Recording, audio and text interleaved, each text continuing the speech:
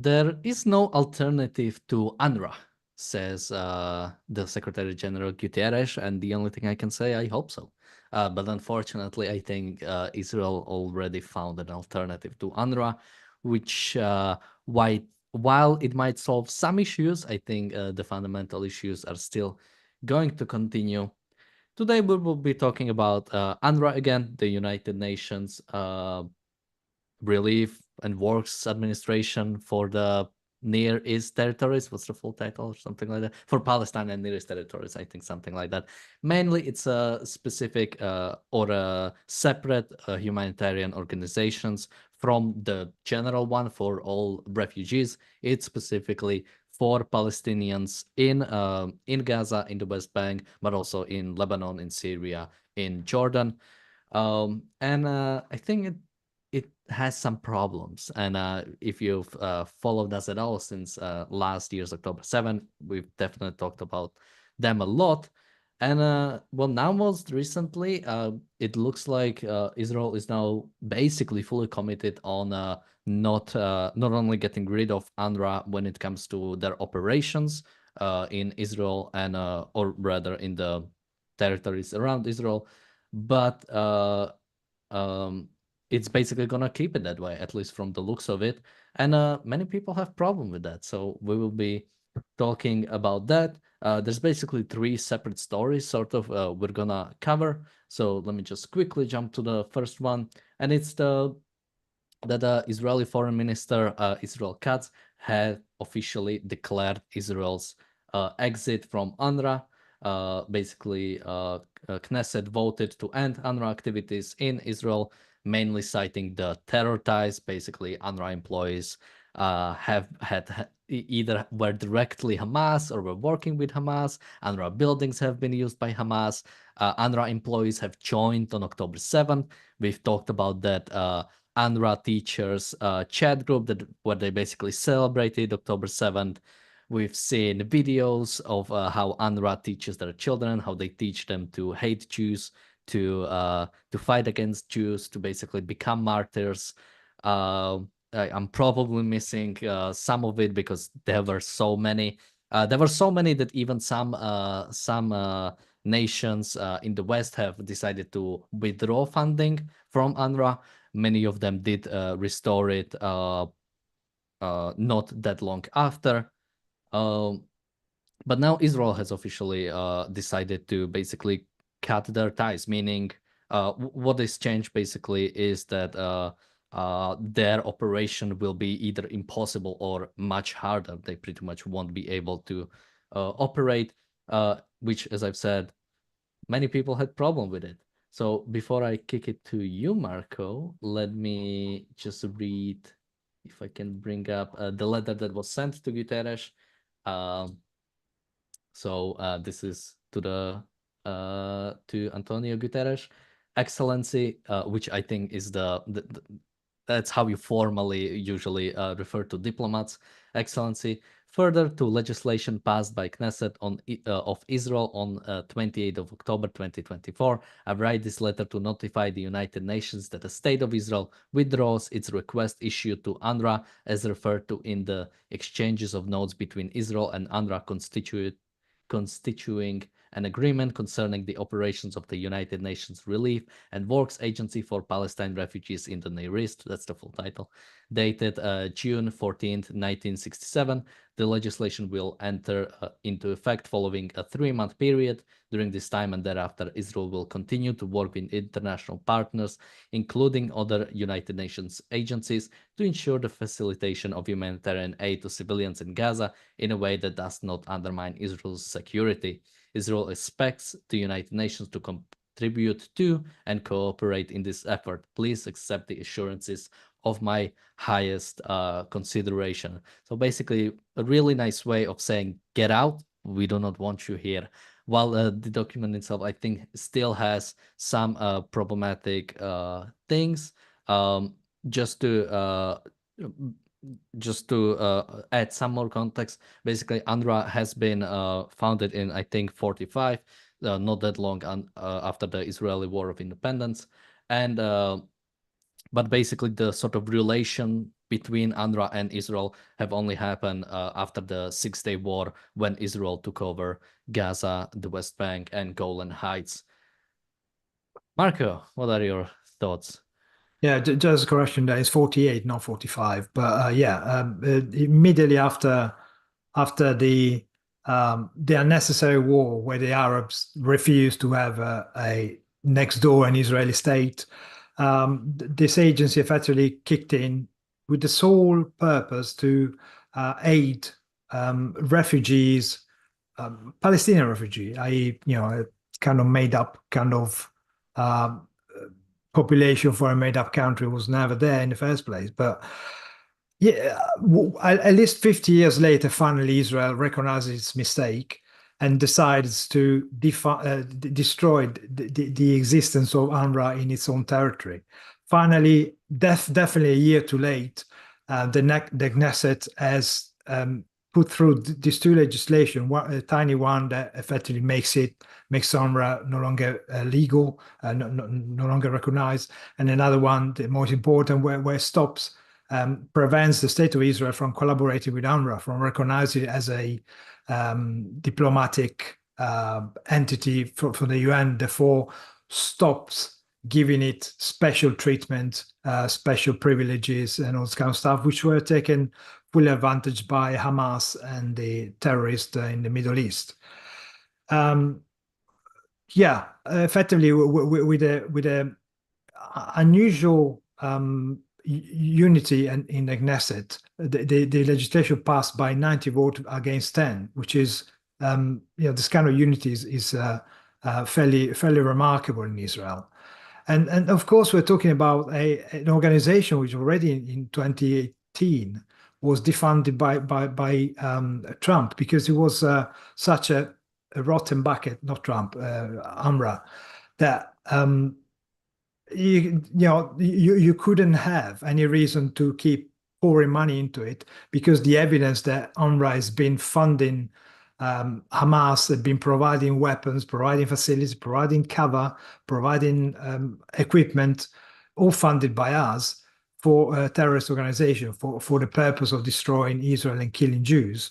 It was so evident that already in 2018 the funding occurred, and of course a few other countries after October the 7th sort of suspended funding, and then most of them have already restored it. Just quickly, I don't think that was after October 7. I think that was after information came out that UNRWA employees have participated in October 7. Yeah, way after October 7. It wasn't before that, because the information before was too difficult to find. You would have had to look for it. In this case, it's been placed under the noses, and they couldn't say it's not true. So they suspend the funding for a few weeks, and then they went back exactly as they were. Our government, one of the first things they did when they came into power, the Labour Party, refunded UNRWA straight away, despite the overwhelming evidence of terrorist organization and activities. But hey, who cares? I think this fact that they're going to end voluntary cooperation for Israelis with UNRWA is the important side of it, because, as Marcus said, that stops a lot of the special privileges. The fact that people can use UNRWA as a means of getting special visas, special ability to travel around, and all sorts of things that the kudos that the UN on the front of it shouldn't give them, but has given them. And bear in mind, we're talking about 30,000 people work for UNRWA. Most of them are in Gaza, so some in certain other territories, but mostly in Gaza. So and this is an organization that costs $1.3 billion a year. So this is big money, and of course this is big money coming from where? It's coming from all of us.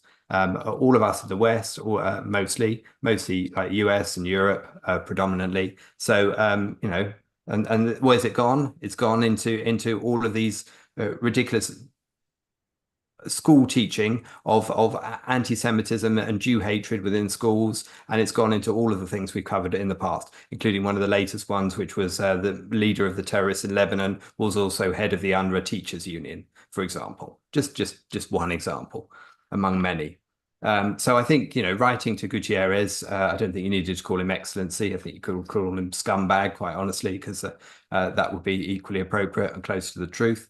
But either way, at least this is a step in the right direction. Of course, what do you do when you've got a set of an organization you found is infiltrated with terrorists and is working for your own destruction on your doorstep? You give them 90 days to get out, don't you? Give them a nice little eviction period. So because it's not urgent, is it? We've only waited a year. So that's depressing to see, but of course, it's a step in the right direction. And that unity that Marco spoke about there, that unity within Israel, which shows that the penny's finally dropped, that this isn't, at least within Israel.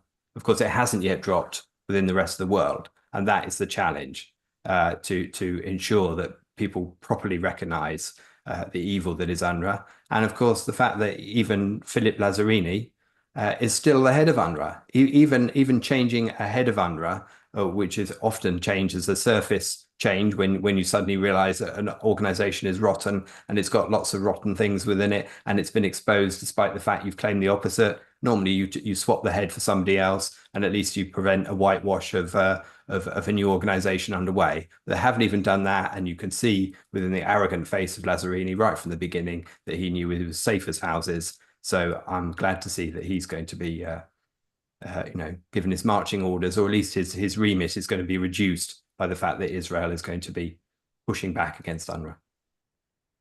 Yeah, just quickly on the point of, it's our money. I don't pay my taxes, so I'm good there. No, I do if Slovak government is listening. But I have very little obligation, so I actually don't pay any income tax, but that's for another day. More on tax optimization, tomorrow we're gonna, no. Now I guess maybe, let me actually do first this. I forgot to read the super chats on the daily objective, so anyone who was there, I really apologize. But we had a super chat from Jeff, thank you so much. We had a super chat from Jonathan, thank you so much. We had a super chat from Bonnie, thank you so much. And a super chat from PC, thank you so much. PC says, even Wikipedia seems biased. So we did talk about it. I think that was one of the first first super chats, so we did talk about that. We also have a super chat here from PC, who says UNRWA is Hamas, which we will definitely talk about. Someone in the chat said just the fact that there is a specific refugee organization specifically for Palestinians should tell you enough. And well, I don't necessarily disagree. I think you could make a case for basically doing, especially with, let's say, the Syrian refugees, if there was a specific organization set up just to handle that refugee crisis, because those were actual millions, then, you could make a case for it. But the fact is, I think what made UNRWA so problematic, especially when it comes to the refugee problem, is the fact that it's just not doing what you're supposed to do with refugees. Is at some point you just give up on the idea of returning them back because it's unrealistic, and you try to settle them somewhere else. That's what you do with refugees. You don't want them to just live the rest of their life as basically just nothing. At some point, and especially when it comes to Middle East, there are better countries to live in. Although I could understand the sort of basically being driven off, especially when it comes to Syrian refugees, sort of being forced out of your country. It's definitely not a good situation to be in. But there are better things, better ways to solve it than just making people into perpetual refugees. Because similar, as I've said, UNRWA is not just in Gaza or West Bank. It's in Lebanon, it's in Syria, it's in Jordan. The most Palestinians managed by UNRWA are actually in Jordan, and many of them are citizens. So how are you a refugee if you're a citizen of a different country than what you were that you were supposedly driven off? That's something that's not really clicking with me.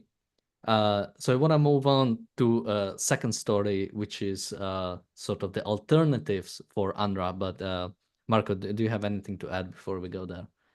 Well, no, just making the point that what UNRWA's role was partially to distribute food among the people in Gaza and other areas, partially provide education to make sure there is an endless supply of jihadis or people going into terrorism when they grow up, or children becoming terrorists, to make sure that this status of refugee never vanishes. UNRWA would have made sense in 48, perhaps, to provide help to the people displaced. But then 10 years, 20 years later, it's just a farce. It's a farce to still call them refugees, to still give them the status of refugees that nobody else in the world, by the way, gets. These people, even if you know somebody who was displaced in 48, or you've been next to them, or you heard of, that gains you the status of refugees, and with that comes all sorts of virtual virtue signaling potential, which people exploit quite nicely. And then you have all the Hamas facilities like schools and depots and stuff like that, which were used actively used by terrorists in Hamas to hide weapons and fight from. We've seen the tunnels under the HQ. We've seen all the computers that Hamas used to use under the tunnels. And the important thing is this food delivery business, the so-called humanitarian aid. UNRWA was designed to make sure that the Palestinians are constantly living in a state of welfare. They never get off their asses, they never do something useful with their life, they never to make sure that Gaza actually, once handed to the savages, would become exactly what the savages do, i.e. a death camp of military infrastructure designed to destroy Israel. They could have chosen, okay, let's use all this money that comes in to become the Monaco on the eastern side of the Mediterranean. No, they decided to turn the whole infrastructure into death. And UNRWA has been always there, always facilitated by Israel, which was a bit too tolerant about their existence, to perpetuate this kind of status quo, which always ended up in having more fighters. Every generation become a generation of terrorists. I'll just add a short bit to that because Marco covered it well there. I think the what UNRWA does is it saves Hamas money and it earns Hamas money. It saves Hamas money because they don't have to spend all this money on schools and hospitals and all that. They can leave that to the UN and the good people of every other nation on earth to pay for it instead of them. And of course that allows them to divert their money into building tunnels, infrastructure, weaponry, and making sure that they can concentrate on their primary mission, which is annihilating Israel. And of course also it earns them money because all of that aid can be taken off the lorries as soon as it comes in, and it can be sold to the Palestinian people at a profit. So it also allows them to fund the buying of their weaponry to annihilate Israel. So both purposes are in there as well. And why would they want it to end? Therefore, why wouldn't you want permanent perpetual refugees for 3 generations plus if you've got a constant income and you don't need to raise taxes, and you can blame the UN for any any suffering of the Palestinians. You can blame the rest of the world for that. You can blame Israel for that, whilst you concentrate on the military side and the aggression side, the terrorist side. Well, but someone might say, we don't have alternative to UNRWA. There are people in Gaza who need help. They need humanitarian aid. They need, especially in this, in Israel's act of genociding Palestinians, as some might say, people in Gaza need help. That's what, and I have a full tweet which we might read out from Guterres. So he tweeted on October 29th, if implemented, talking about the laws adopted today by the Knesset of Israel would likely prevent UNRWA from continuing its essential work in the occupied Palestinian territory, with devastating consequences for Palestine refugees. I call on Israel to act consistently with its obligations under the Charter of the UN and international law. National legislation cannot alter those obligations. I am bringing this matter to the attentions of the UN General Assembly and will keep the Assembly closely informed as the situation develops. There is no alternative to UNRWA. And there is an argument you oftentimes see, and if you do have a improper view of war and what's happening, and also improper view of Palestinians, that would have some merit. I mean, you could say, well, yeah, it's corrupt, but we have to save the innocent Palestinians, and we are willing to basically compromise on actually working with the terrorists. And you oftentimes see this with any sort of foreign aid. Yes, we understand these are dictatorships and the money will go to these dictatorships, but there are innocent people there and we want to help them. That's a view you oftentimes see. Marco, what would be your response to that if someone told you? Yes, well, I would say stuff it, to be honest. The Palestinians have been at war with Israel for 80 years. From the very first moment that Israel declared independence, they attacked it. And they've been trying to destroy since then. So, especially from October the 7th, certainly with Gaza, it's all-out war. They declared war when they butchered over 1,000 people, and they're still holding some of the hostages that they took on that day. So there's no obligation, in my view, for Israel to provide support and certainly provide food to its enemy until these people decide to lay down the arms, the weapons, and return the hostages and declare that they will never ever try to destroy Israel ever again. They don't deserve a single piece of bread or a single even a thought from the Israeli state, from the Israelis, frankly. It's war. Why should the victim, the people who have been attacked, provide support to the attackers, to the people who want to destroy them? People have declared and keep declaring that they want to destroy them. There's no obligation there whatsoever. And anyway, the UN has got a refugee agency which it works for every other refugee in the world. So if something happens to somebody in Bangladesh or wherever, the UN has got the resources and the structures in place to help those refugees if they were to be real refugees. But why do the Palestinians need a special one?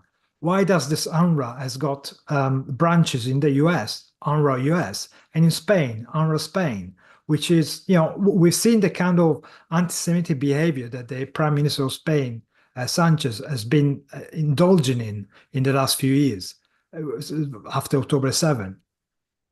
It's impossible to believe that the UN and the UNRWA is actually got any interest in the Palestinian people or any interest in supporting people who are in need of anything at all, because they've been there for nearly 80 years. And what they've done, apart from keeping the Palestinian, again, use the term Palestinian, but we all agree it's a made-up word, but it covered the population in the Levant, really. Why is this organization been providing welfare effectively to so many people for so many generations? Clearly, the interest is self-preservation. It's just being there for the sake of being there because lots of people benefit from the money that we're pouring into it, clearly. We've seen, do you remember when there were the claim, oh, there is famine in Gaza? It's because the amount of... Which time? When there was the big brouhaha, I think it must have been like 3 or 4 months ago, famine in Gaza, all these kind of big headlines, which were ignoring the fact that lots of private charities or private institutions were actually active in Gaza, providing the food that UNRWA wasn't able to do at the time because it was in the hand of Hamas, and at the time Hamas was too busy trying to kill IDF soldiers. So the fact that the people on the ground cannot have humanitarian support from anyone else but UNRWA is just a big fat packet of lies. The IDF itself has been moving tons and tons of food in Gaza. If you see a picture of Gaza, if you see a picture of Rafah, they're functioning markets. The food is there. So all these claims that nobody else can do UNRWA's work are totally unsubstantiated. Well, unless you, of course, you include the role that UNRWA had in indoctrination of children. No, nobody else is doing that, hopefully. The alternative to UNRWA isn't the World Food Programme, it isn't UNICEF, it isn't Oxfam, it's being civilized.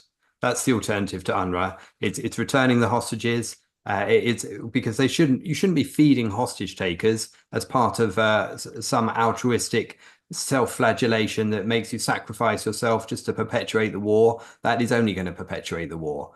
So, yeah, I mean, these are the people in Gaza are either terrorists or terrorist sympathizers or terrorist protectors. And why should they be fed, housed? And until they recognize that being civilized and admitting defeat and giving up on the ideology that wants the destruction of the nation of Israel is the only way that they can move to a future where there'll be peace for all concerned, at least a chance of it.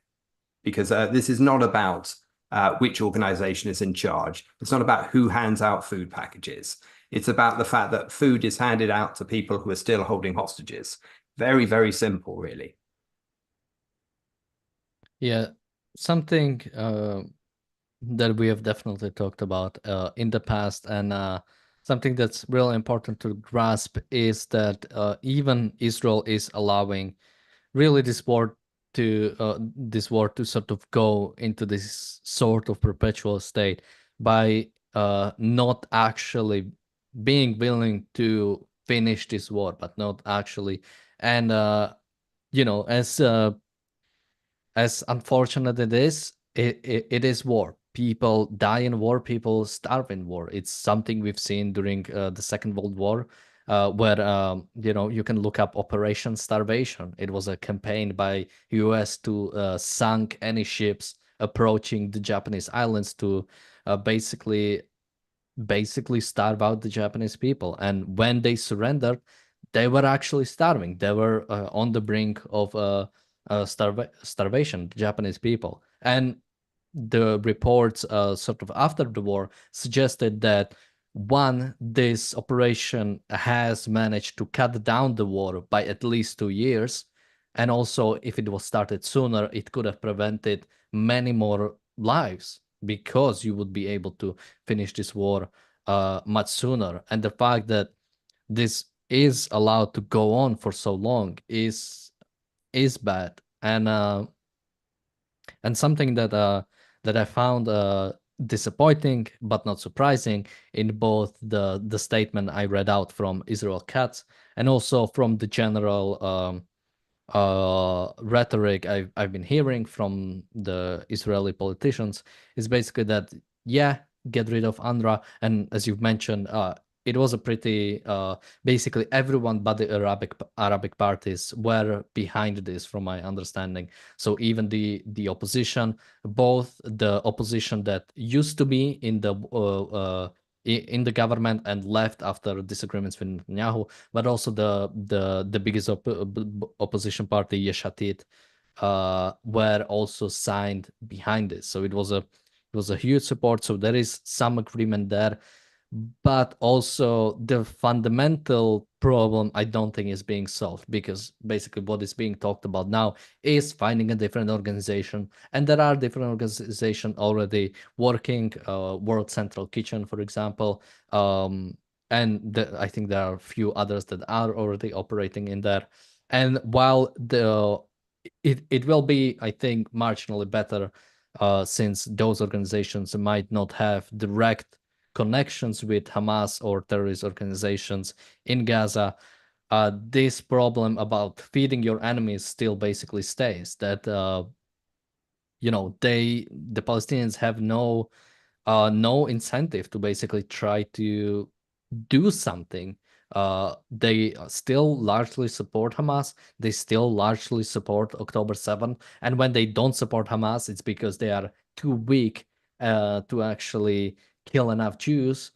But that's basically, they have no, for example, we know that some hostages are being held at Palestinian residences. Basically, just your ordinary Palestinians are being paid by Hamas to hold hostages, and they are not doing anything about it.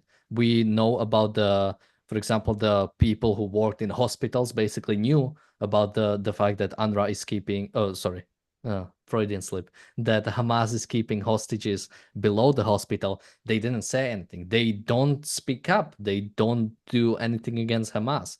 They are fully behind it, and unless they have real incentive to actually basically stand up to Hamas, do something about Hamas, do something to actually want a better life, want to actually live in peace. Unless you have that, yeah, it's the same issue is basically gonna stay. Marco? And that's a big problem, isn't it? Because unless Israel understands that the provision of humanitarian aid to the people who are trying to destroy you, all it does, it effectively shields the people responsible for supporting Hamas and voting for them and doing their bidding, or at least tolerating and covering for them, at very best. They shield them from feeling the pain of the destruction, the hate, and the war that Hamas, their own government, has caused. Just, as you mentioned, with Japan, you had to get the population on its knees until they feel the pain associated with the action of their own government. If your own government starts going around assaulting other countries, well, you deserve to feel starvation, because that's on you. That's on the action of your government.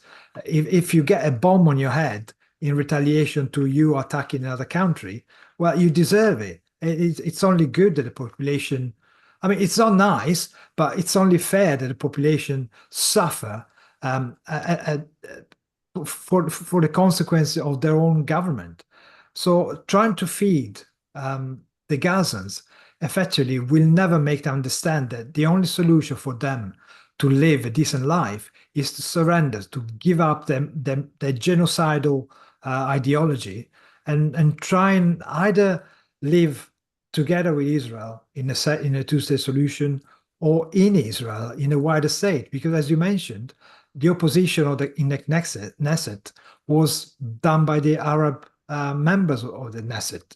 How many Jews members have you got in parliaments around Israel? None. Jews are not even allowed to be in Islamic states. So, the only way for these people is to realize that they have to surrender, give up their ideology, and they will be allowed to live a decent life.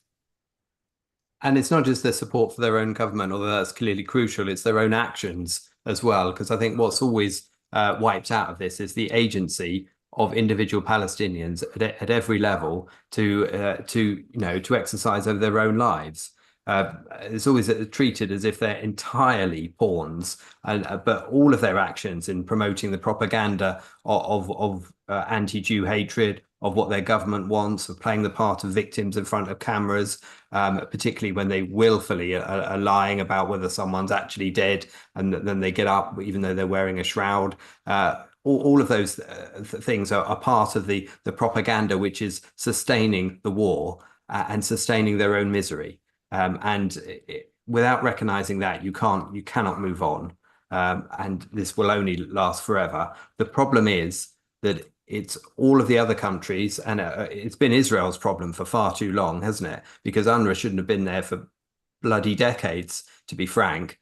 So the fact that it's taken October the 7th and a year subsequently to get to this point shows how slow Israel's been to get to this point. Because especially, since, as we mentioned earlier in the show, in 2018, the funding from the US stopped for UNRWA for a while. So it's clearly been apparent what's been wrong with UNRWA for some time. and we need to return to a situation where UNRWA itself is starved of cash, so that it can't perform the role of perpetuating the lie that of constant refugees, perpetual war, 3 generations or more of refugees, and of course this notion that camps and refugees are actual things within Gaza, even when they're proper buildings and they're not refugees in the first place. So all of that's in this, and it's the frustration of seeing humanitarian endlessly. I mean, if you want to look back at what Ayn Rand wrote about humanitarianism, whether it's in novels like The Fountainhead, for example, whether it's in some of her essays, and how she absolutely exposes the lie that humanitarianism is, and the lie that it's based upon, the altruistic lie of self-sacrifice that it's based upon, and what it conceals for cowardice, for people to not recognize what are true values, and to annihilate themselves from the picture when it comes to using humanitarian as a cover for frankly for evil ultimately. Well, jumping to the last story about the objections brought up by Guterres, brought up by Norway. So basically what Guterres wants to do, as was pretty apparent from the start, or sort of as soon as this came out, is that he'll definitely report it to General Assembly, the UN General Assembly. He'll definitely put it up to vote, where Israel will 100% be condemned. I haven't seen any talks yet about the UN Security Council, and I'm not even sure how much it could really do here when it comes to this specific situation, because it's just Israel basically denying entry of a UN organization.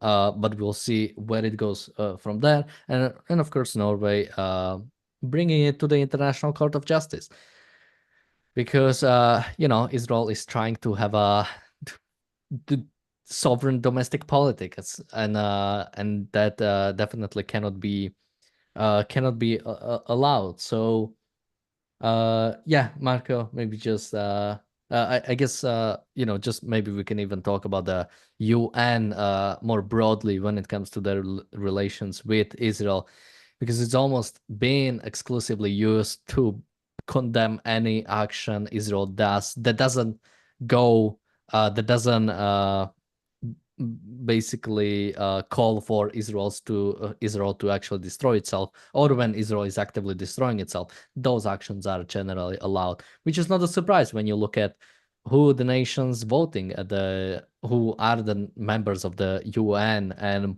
what percentage of them are not necessarily what we would call nice places to live.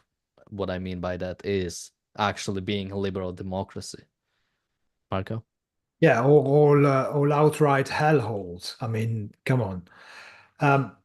Yeah, I mean, the problem with the UN, that it's about to recognize the state of Palestine, a made up entity, and they don't recognize Taiwan. Go figure. What kind of institution is that? An institution that clearly has an agenda and will push only that particular agenda. It's the same institution, the UN, which brought us the net zero bullshit, that's pushing the climate stuff, that's been pushing for lockdowns during the WHO takeover of humankind. It's a kind of institution which is totally unaccountable, and for some reason manages to come across as scary. So people cower as soon as they see headed paper coming from the UN, and they seem to fall in line and follow the instructions. In the case of Israel, the best thing that could come out of it, that they're kicked out from the UN, and at that point they will be released by this stupid constraint that they've been effectively accepting on their own skin, and they might well be able to take the actions that are required for the Israel state to survive, in order to protect the lives of the Israeli people. It's ridiculous that Israel keeps playing by the rules that are set up that people want the destruction of Israel. You're never going to get anywhere at the point. So good. If the result is the UN wanted to kick you out, just grab it and go for it.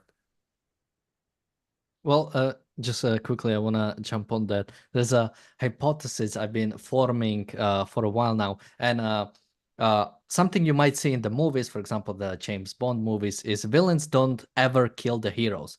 You have to just catch them. You have to explain your plan to him.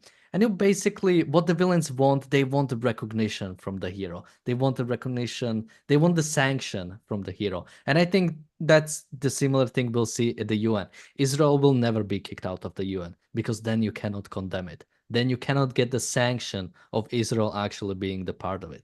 That's why I think fundamentally I'd be really surprised, because even when Guterres talks about like Israel, it's only suspension. So like we'll still talk shit about you. You just cannot, come and join, but you're still part of us, so we'll still like condemn you as a equal partner. Yeah, but Israel could show some balls and actually come out of it. You use it as an excuse to come out of it. I like to see how they're going to react, the anti-Semites in New York, really. And not only will Israel not come out of the UN, but the UN won't be kicked out of New York, which is also what should happen, because again, for that same prestige effect of, oh, we've got the UN in New York, and look how we're the center of the world. All of it is giving the sanction of the good to the evil, and the fact that you can mock, deride, and ignore national legislation in this way.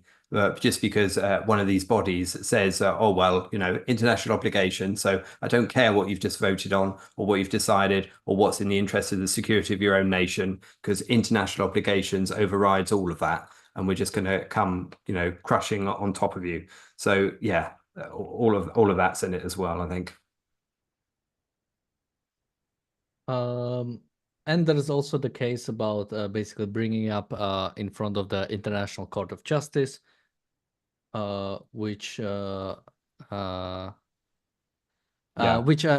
is just not surprising. We've seen the similar things when it comes to the genocide case, which so far hasn't gotten that much anywhere, but it has already been used against Israel. So when it comes to sort of Norway bringing it to the International Court of Justice, I hope, Jesus, for the love of God, I hope Israel will not go again, because that amount of giving the sanction to that body by actually going there, and which sort of came from a good place, I think, because Israel was willing to basically defend itself. It knew it's not committing genocide, and under any objective court, under any objective law, it would be decided that Israel is not committing genocide.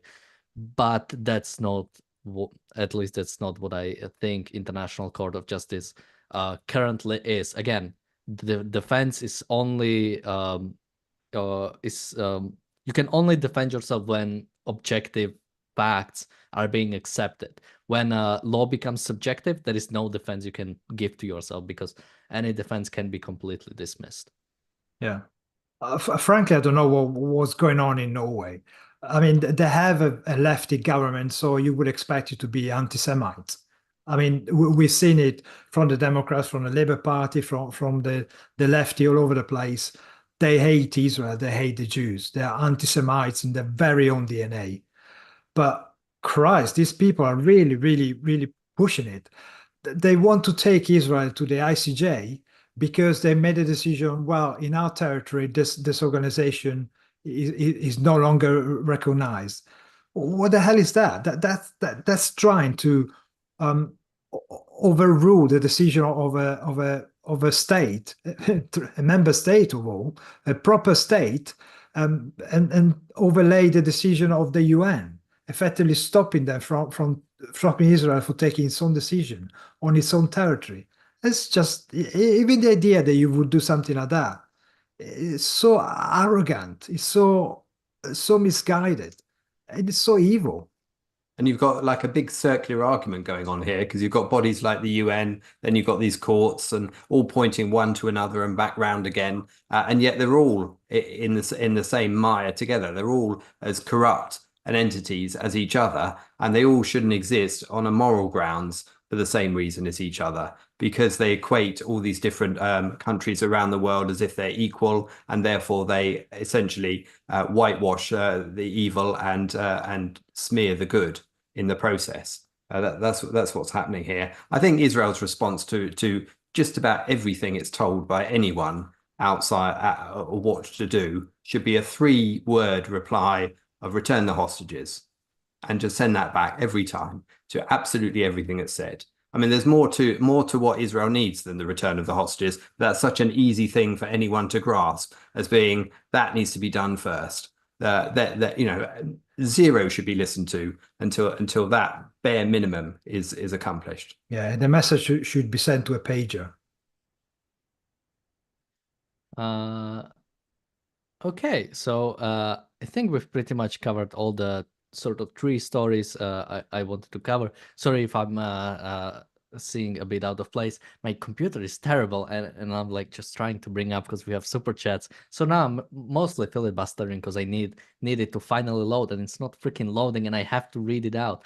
So well, I can make one yeah, last point if you like. okay. Just I've been holding this one back and trying not to make it, but it's got to be said. I think at least briefly in passing on today of all days, election day in the US, is that a lot of the future of places like UNRWA is going to have some impact on who's in the White House come come January, and of course the 3-month period we're talking about kind of overlaps pretty much with that new president coming in January. So those 2 things will determine really what happens with UNRWA, together with Israel sticking to its guns and taking this line all the way. So I do hope they don't back down as a result of that, regardless of who's in the White House, and therefore perhaps a future in the Middle East that is rosier than the past is possible.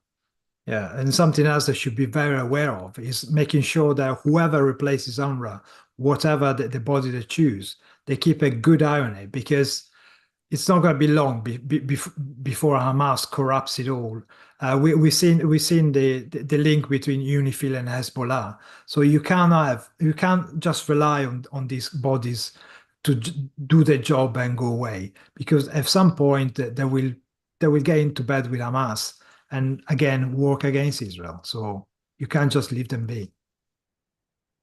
Yeah, and so I guess since you brought it up, I might as well mention, so something that Iran has been saying, basically it's planning another attack on Israel. It has said that basically it will wait until the presidential election to basically not influence the voters voting in a political way, probably I imagine in the favor of Trump. If Israel was attacked just before the election, I think his chances would get a bit better. So something to watch out for is we might see attack coming out after this. Although, as you said, the next basically 1 to 2 months, basically, there's the current president, Joe Biden, is still going to be president. He's going to be still going to be sitting president until whoever wins, until the next president is inaugurated.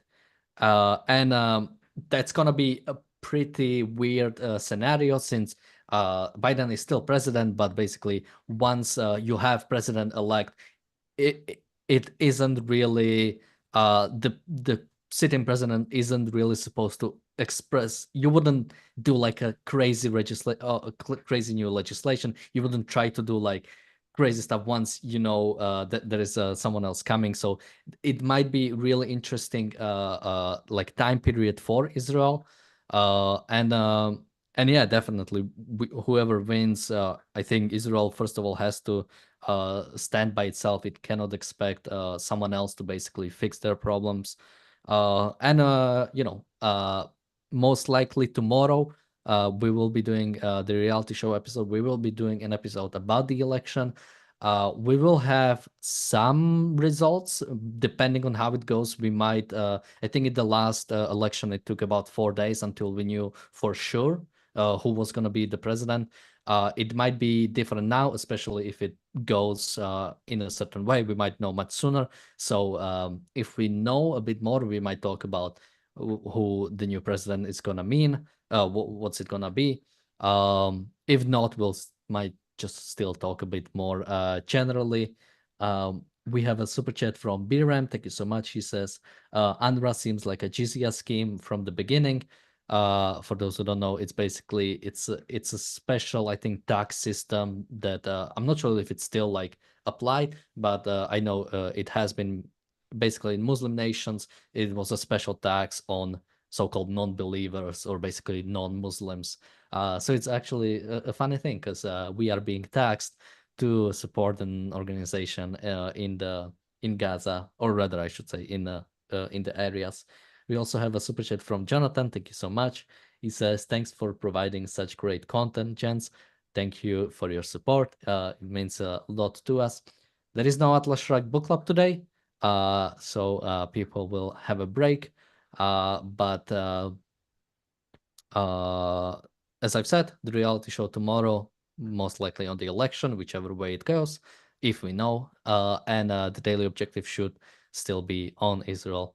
Marco, any last thoughts, and where can people find you? Yeah, you can check out the briefly, what's it called? Objective. Briefly Objective a channel, which is a sister channel to this one for short content, and share, comment, like. Every engagement on that channel will help to spread out ideas and opinions about this situation. We have distilled ideas and comments from all kind of people from this channel throughout the year and a half, and you can find them in short video versions. Yeah, and help increase the name recognition of that channel so we can all remember what it's called and promote it all over the place, as well as checking out the Substack, of course, with all the articles on there, which include articles on Israel and a whole variety of other subjects, including one new one which has gone up, I believe, today, all about objectivism and magic, which is an unusual combination, but a great read. So please check that one out as well. Just quickly, someone in the chat said Joe may step down aside so we can have our first woman president, whichever way the election goes. Funny fact about that, Kamala Harris was already acting president for about an hour or so when, of course, Joe Biden had to take a colonoscopy. That's actually, there's a specific rule which almost exclusively is used for that, when basically president is not conscious or might not be conscious for some time. You shouldn't be Yeah. That's what Basically, there is the vice president becomes the acting president, basically, so the nuclear codes are safe. So yeah, just a funny story there. Anyway, thank you everybody for watching us today. Thank you, Mark and Richard, for joining me today. We'll be back tomorrow with another episode of the Daily Objective and the reality show. Bye-bye. Bye.